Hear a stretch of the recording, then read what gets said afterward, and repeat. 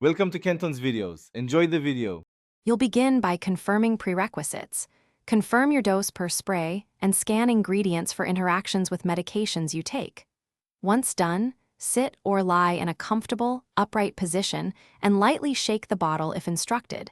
This ensures even distribution. Aim to use the spray 30 to 60 minutes before bed to match onset time.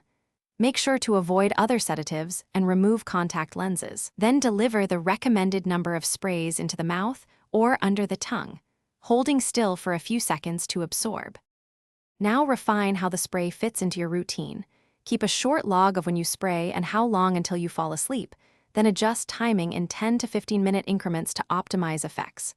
Also, combine the spray with a predictable wind-down routine, dim lights, a brief relaxation exercise, and no screens to signal sleepiness.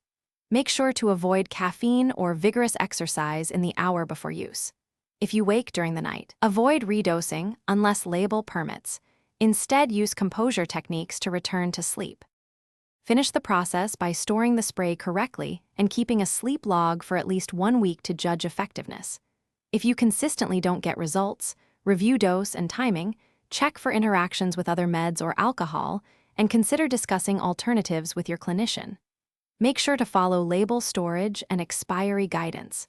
If you experience persistent side effects, excessive grogginess, breathing issues, or allergic reactions, stop using the spray and contact a healthcare professional immediately.